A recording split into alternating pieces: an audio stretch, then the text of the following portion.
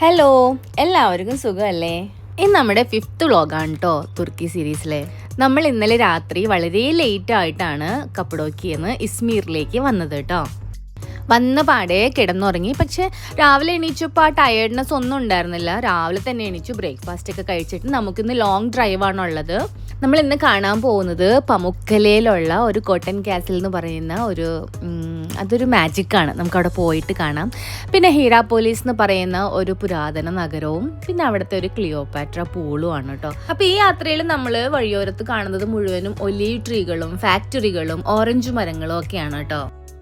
അപ്പോൾ ഒരു ഫാക്ടറി എന്നുള്ളൊരു പുക കണ്ടിട്ടാണ് തോന്നുന്നുണ്ട് ആരുട്ടം പറയുമോ അത് tornado ആണെന്നേ.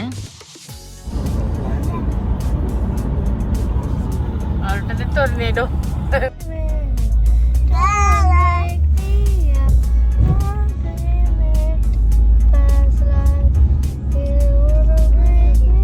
You are singing now? I am a cherry. Okay, come on, sing. I am a cherry, round and red, round and red, round and red. Very sweet watermelon sweet. അപ്പോൾ ഒരു 1.5 hour ഒക്കെ കഴിഞ്ഞപ്പോൾ നമ്മളൊരു coffee break എടുത്തതാണ്. അപ്പോൾ coffee break എടുത്ത സ്ഥലം നല്ല സ്ഥലമായിരുന്നു. ഓറഞ്ചൊക്കെ ഇങ്ങനെ ഉണ്ടായി കിടക്കുന്ന ഒരു സ്ഥലമായിരുന്നു കേട്ടോ.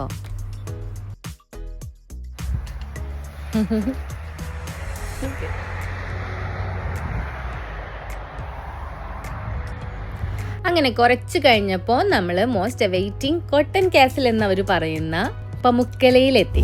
Because in the summer days it's very crowded. Every day 10,000 people are.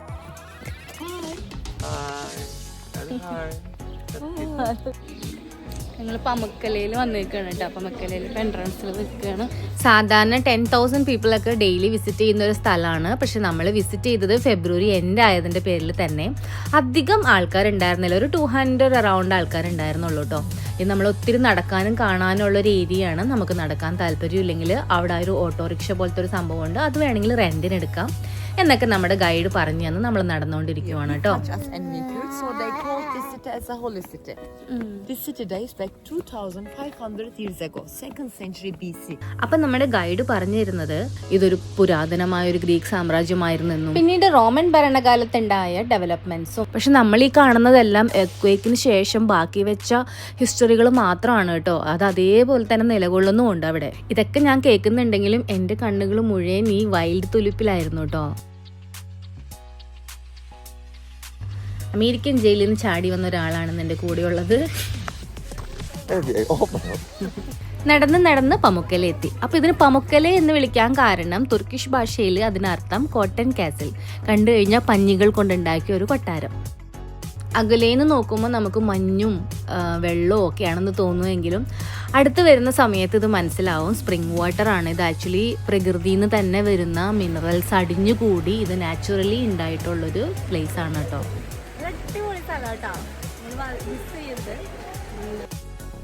Calcium carbonate അടിഞ്ഞുകൂടി ഒരുപാട് വർഷങ്ങൾക്ക് ശേഷം അത് നാച്ചുറലി ഈ ഒരു രൂപമാറ്റം അതിന് സംഭവിച്ചതാണ് കേട്ടോ. വർഷങ്ങൾക്ക് ശേഷമല്ല, വർഷങ്ങൾ കൊണ്ട്. ഈ കാണുന്ന ഏരിയയിൽ നമുക്ക് കുറച്ച് നേരം ഇറങ്ങി നിൽക്കാനും ഫോട്ടോ എടുക്കാനും മാത്രമേ അലൗഡ് ഉള്ളൂ. അതിൻ്റെ തൊട്ടപ്പുറത്തൊരു ഏരിയ ഉണ്ട്, അത് പബ്ലിക്കിനായിട്ട് തുറന്നു കൊടുത്തിട്ടുണ്ട്. അവിടെ നമുക്ക് വേണമെങ്കിൽ ഇരുന്നും ഒക്കെ കളിക്കുകയൊക്കെ ചെയ്യാം. അപ്പോൾ ഇത് കുറച്ച് നേരം നമ്മൾ ഇറങ്ങി ഇന്ന് ഫോട്ടോ ഒക്കെ എടുത്തു. ചെറിയൊരു വാം വാട്ടറാണ് കേട്ടോ. നമുക്ക് ആ കാൽഷ്യം കാർബണേറ്റിൻ്റെ ചുണ്ണാമ്പിൻ്റെ ഒരു ചെറിയൊരു ചൂട് നമുക്ക് ഫീൽ ചെയ്യും അതിലിറങ്ങി നിൽക്കുമ്പോൾ.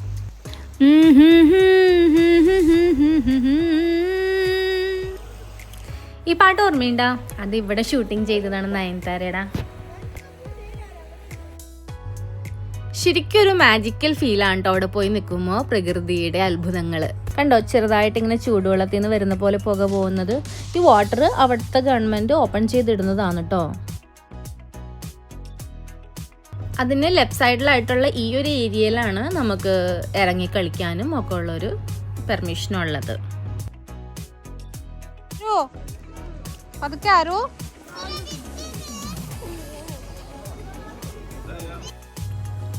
കണ്ടോ, നമ്മളിങ്ങനെ ഇറങ്ങി നടക്കുമ്പോൾ ആ വെള്ളം കലങ്ങി വരുന്നത് വൈറ്റ് കളർ പൗഡർ.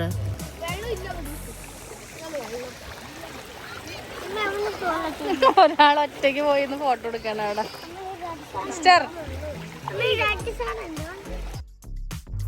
എന്തുകൊണ്ടായിരിക്കും അല്ലേ ഇതുപോലെ ഈ ഏരിയയിൽ മാത്രം ഇങ്ങനെ സംഭവിക്കുന്നേ?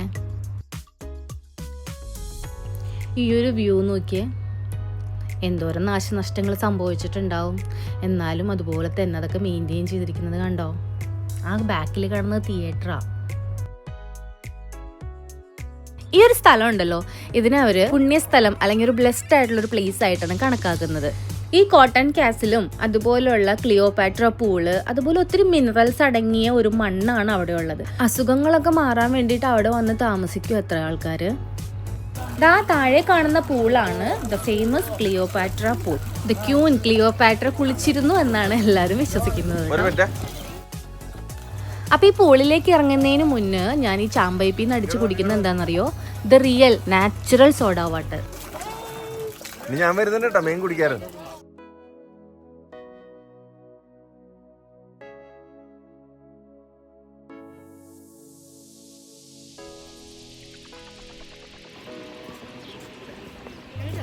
അവിടെ ചെന്ന് കഴിഞ്ഞാൽ മിസ് ചെയ്യാതെ നമ്മൾ എന്തായാലും ഒരു സ്വിമ്മിങ് നടത്തണം കേട്ടോ.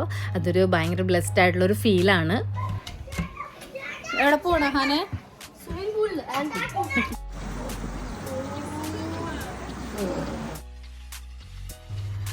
പരമാവധി സ്വിം സെറ്റ് നമ്മൾ കൊണ്ടുവരാൻ ശ്രമിക്കുക. കാരണം ഇതൊരു ടൂറിസ്റ്റിക് പ്ലേസ് ആയതിൻ്റെ പേരിൽ തന്നെ ഒത്തിരി എക്സ്പെൻസീവ് ആണ് അവിടെ സ്വിം സെറ്റൊക്കെ വാങ്ങിക്കുന്നത്.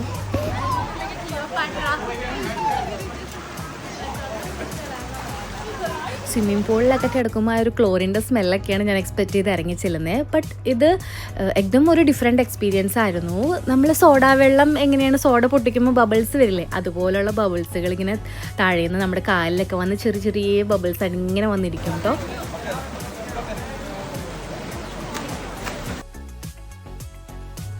ക്ലിയോപാട്ര പൂളിൽ കുളിച്ചിട്ട് സുന്ദരിയായൊന്നും അറിയത്തില്ല, പക്ഷെ ശരിക്കും ടാൻ അടിച്ചത് അന്നാണ്. ക്ലിയോപാട്ര വെള്ളത്തിൽ കുളിച്ച് സുന്ദരിയായിട്ടുണ്ടോ?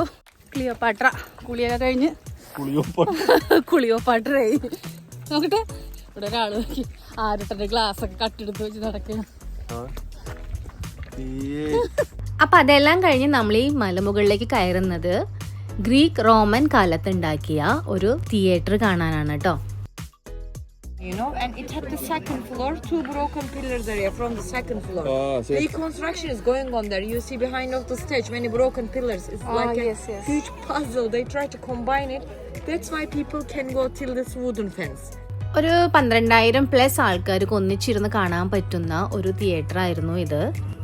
എർത്ത്ക്വേക്കും കാലപ്പഴക്കവും കൊണ്ട് ഒത്തിരി നാശനഷ്ടങ്ങൾ സംഭവിച്ചിട്ടുണ്ടെങ്കിലും ഹിസ്റ്റോറിക്കൽ പ്ലേസസ് അതുപോലെ തന്നെ അവർ മെയിൻറ്റെയിൻ ചെയ്തിട്ടുണ്ട്. ഒത്തിരി നാശനഷ്ടത്തിലേക്ക് പോവാതിരിക്കാനായിട്ട് സൈഡിലൊക്കെ ചെറിയ റീകൺസ്ട്രക്ഷനും നടക്കുന്നുണ്ട്.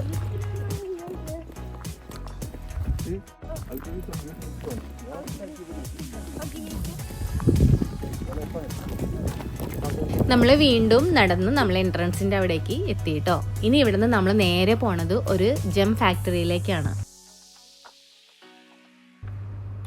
ഓർണമെന്റ്സിനേക്കാളും എനിക്ക് അട്രാക്ഷനായിട്ട് തോന്നിയത് ഇവിടുത്തെ സ്റ്റോണുകളാണ്, നാച്ചുറൽ സ്റ്റോൺസ്. അതുപോലെ തന്നെ ആ ഫാക്ടറിയിൽ ഉണ്ടായിരുന്നത് നാച്ചുറൽ മിനറൽസ് അടങ്ങിയിരിക്കുന്ന അല്ലെങ്കിൽ അയൺ ലഭിക്കുന്ന പാത്രങ്ങൾ, ഗ്ലാസ്സുകൾ. അപ്പോൾ നമ്മൾ ഓവർനൈറ്റ് വെള്ളം അതിലൊഴിച്ച് വെച്ചതിന് ശേഷം പിറ്റേ ദിവസം കുടിച്ചു കഴിഞ്ഞാൽ നാച്ചുറലി ആ വെള്ളത്തിൽ അയൺ മിക്സ്ഡ് ആയിരിക്കും. അങ്ങനെയുള്ള ഒത്തിരി കാര്യങ്ങളാണ് എന്നെ അവിടെ അട്രാക്റ്റ് ചെയ്തത്. അപ്പോൾ പമുക്കലെ ഹിരാപ്പോലിസ് വിശേഷങ്ങൾ ഇവിടെ അവസാനിക്കുകയാണ്. നമുക്കിനി ഇവിടെ നിന്ന് ഇസ്മീർ വരെയും ഡ്രൈവ് ചെയ്യാനുണ്ട്. ഒത്തിരി ലോങ് ജേണിയാണ്. രാത്രിയാവും നമ്മൾ ഇന്നും എത്തുമ്പോൾ.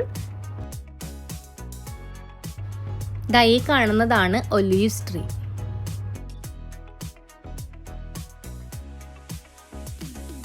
അപ്പോൾ എല്ലാവർക്കും ഈ വീഡിയോ ഇഷ്ടമായി എന്ന് കരുതുന്നു. അടുത്തൊരു വീഡിയോയുമായി അടുത്ത ദിവസം കാണാം. Bye bye, take care.